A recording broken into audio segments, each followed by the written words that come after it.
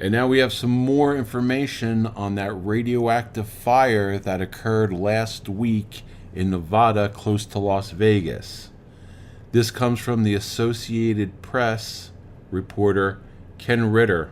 The operator of a closed radioactive waste dump that caught fire in southern Nevada had trouble over the years with leaky shipments and oversight so lax that employees took contaminated tools and building materials home, according to state and federal records.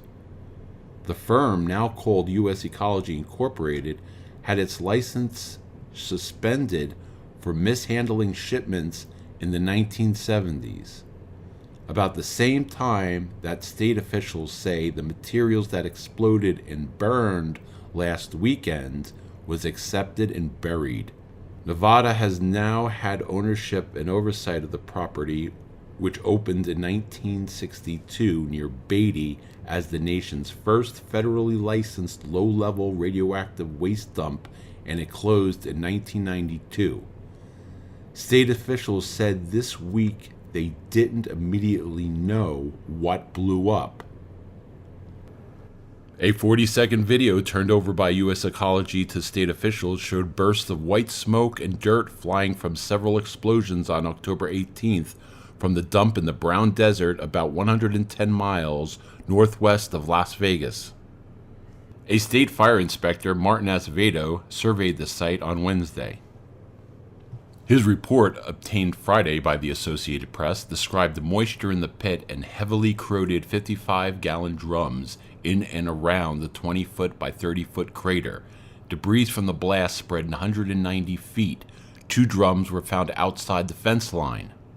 John Bakkedahl, state radiation control supervisor, said previously that the material that exploded was probably buried in the mid-1970s. Federal records say 4.7 million cubic feet of materials was buried before the 48-acre waste site was closed.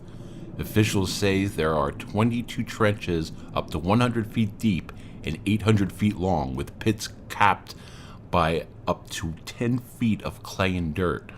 The original permit was for low-level solid radioactive waste, including contaminated tools, protective clothing, machine parts, medical items, and laboratory supplies.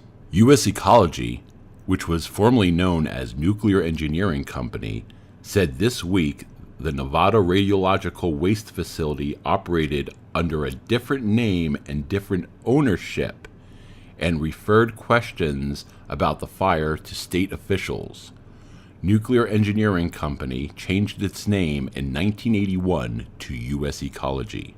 The company today has 15 hazardous materials treatment, storage, and disposal facilities around the country, including a 40-acre hazardous materials dump accepting polychlorinated biphenyls, or PCBs, adjacent to the closed Beatty radioactive disposal site.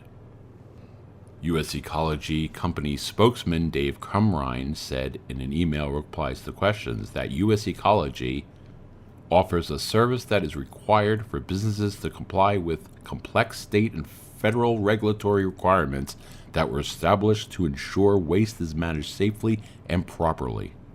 Nevada State Emergency Management Chief Caleb Cage said operating records for the damaged trench number 14 were in Department of Health and Human Services archives and weren't immediately available. The scramble to find the paperwork illustrates problems posed by lax regulation and oversight in the years before and immediately after the Federal Environmental Protection Agency was established in 1972. The Beatty dump is not an EPA superfunded cleanup site. A U.S. Ecology statement noted that regulations and waste management practices have evolved since the 1960s and 1970s. Former Nevada Governor Robert List ordered the Beatty low-level waste facility shut in 1979 and launched a probe after a radioactive cargo fire on a truck parked on Highway 95 at the facility gate.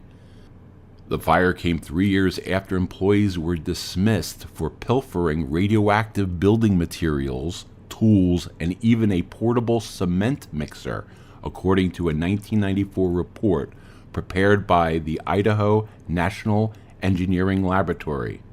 Operations at Beatty resumed only after assurances were given by the federal government that the rules governing shipments would be enforced, according to the Idaho lab report.